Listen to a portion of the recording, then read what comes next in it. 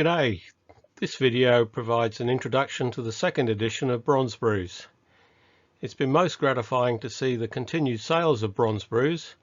It's been 5 years since the first edition of this work was published. Since that time I've published the sequel, 6 O'Clock Brews, and have further matured my thoughts on Australian beers. As I prophetically wrote in the preface to the original Bronze Brews, hopefully your feedback will enable the second edition to tidy up more of the inevitable loose ends. And here it is. Have you ever wanted to brew and appreciate legendary Australian ales, porters, stouts and lagers? Curious about how these beers may have tasted and what made them uniquely Australian? Bronze Brews has 55 curated recipes gleaned from the brewery archives of Reshes, Tooheys and more. These recipes have been derived from the primary sources in archives around Australia and some in the UK. I've been brewing for over 22 years now and also have qualifications from Ballarat and the Siebel Institute. I'm a recognised BJCP judge, and I've been researching old beers since 2009. The photo shows me knee-deep in trolleys at the Noel Butlin Archive at ANU in Canberra. So the question comes about, why?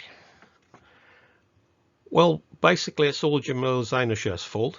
I met him at the first Australian National Homebrew Conference in Melbourne, and later on he asked me to talk about Australian sparkling ale on the Brewing Network.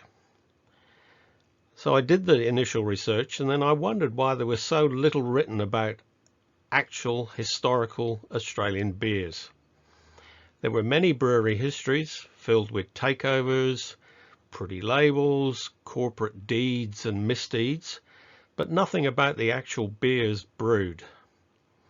After locating and extensive searching in the Toos, Reshes and Tooheys archives, some 5 years later, in 2015, I published Bronze Brews, a collection of historic Australian beer recreations.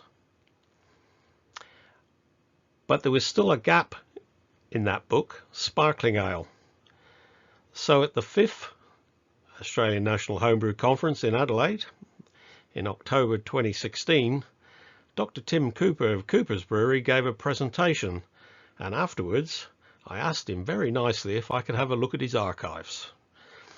This resulted in 6 O'Clock Brews with a further 54 recipes, including Cooper's ales and stouts.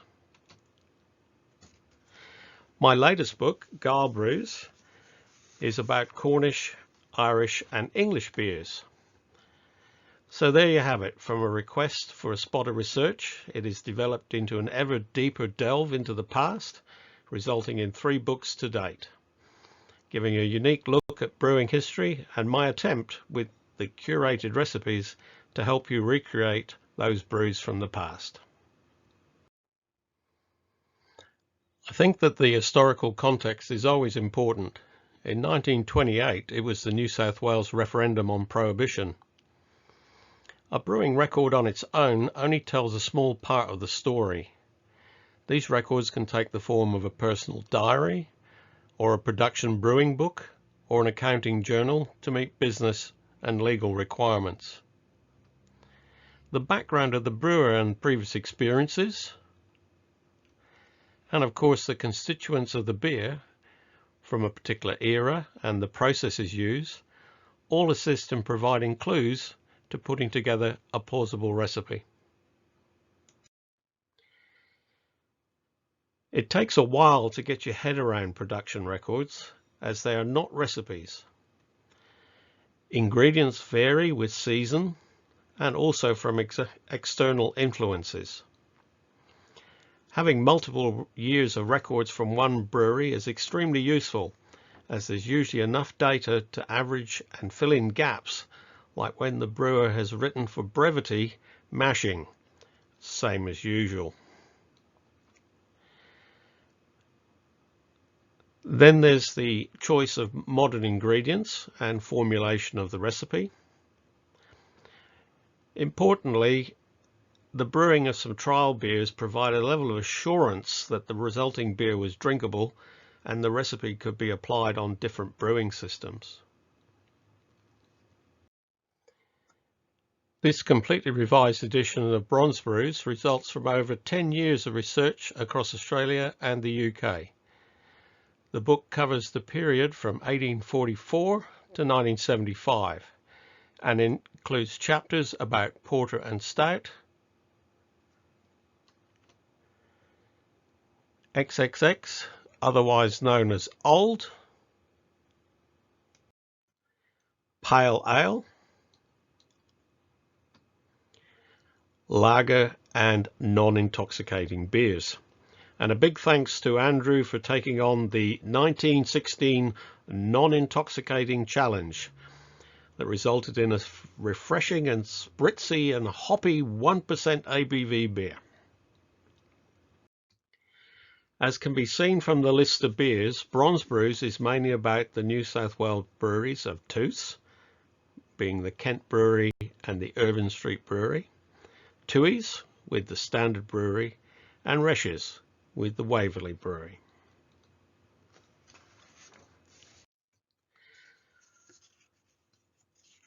I've not been idle on the research front, as Trove has added more newspapers in the meantime. Trove is the Australian free online newspaper archive. This has resulted in the discovery of further relevant information, and I've also presented, lectured on many occasions about historic Australian beers and brewing history.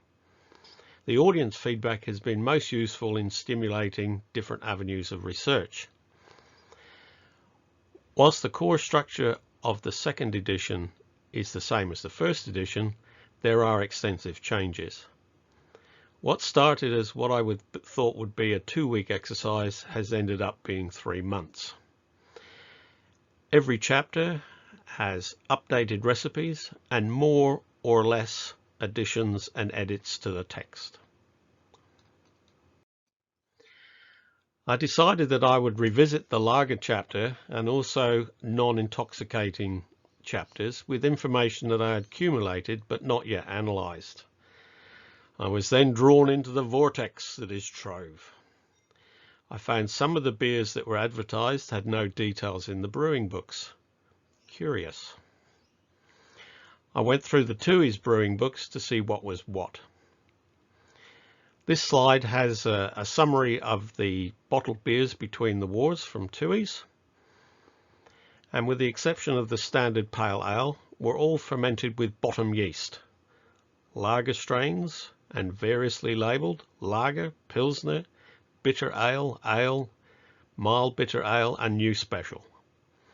Again, what the beers were called in the brewing books was not necessarily what they were sold as or what fermentation regime was used.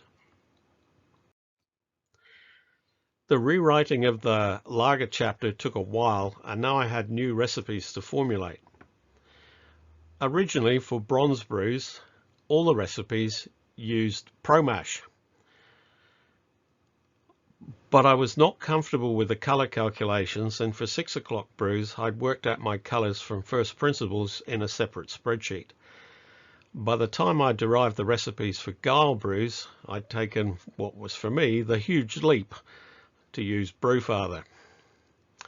So another time-consuming decision was at hand: revert to pro mash for the 13 extra recipes, or revisit all 42 and recalculate with Brewfather along with the new ones. Ultimately, Brewfather was the easy choice. I like to make sure that after all the conversions from the archaic measurements and processes, that the resulting beers will brew okay on various systems and be drinkable. Not every one of the additional beers were trial brewed, but a representative sample was. Colour measurements varied over time, mostly Lovibond, and then to one form of EBC, and then to an updated EBC convention, and each brewery had their own arrangements. I used the Brewfather EBC calculation for the second edition. Ian kindly brewed some lagers, and it quickly became evident that different brewing software calculates IBU, well, differently. All of the recipes use Tinseth as the IBU calculation, but the resulting IBU number, all other things being equal, was different. As most of you would know, Australian beers use a lot of sugar. Most brewing books that I have do not give the timing of the sugar addition. This was tacit knowledge within the brewery, i.e. the way things are done around here. The hop utilization in Brewfather calculates differently if you add the sugar at boil or at, say, 15 minutes before the end of boil. The IBU number is different due to the way that the gravity is treated in the software. This means that the recipes in the second edition are similar, but not the same as in Bronze Brews. Please don't get too hung up about the IBU number. To the brewers in the period covered in Bronze Brews, concepts such as cloud computing, brewing software, would have been the stuff of science fiction. Whilst the structure of the second edition is the same as the original, it captures the results of a further 5 years of research and my learning. All recipes have been updated for consistency. As I said, an extra 13 recipes, increasing the total from 42 to 55, 2 completely written chapters, and all the rest revised, and is essentially now a different book. Perhaps it's the one that I would have written if I knew then what I know now. My books, Bronze Brews, 6 O'Clock Brews and Gale Brews, are all available as print on demand from Lulu. Check the Lulu homepage for discount codes. If you're after Cooper's beers, there are a lot in 6 O'Clock Brews, and Gale Brews has a lot of party giling and traditional Cornish, Irish and English beers. I'm still on the lookout for original brewing records, and if you have some, please get in touch. The links are below. Cheers.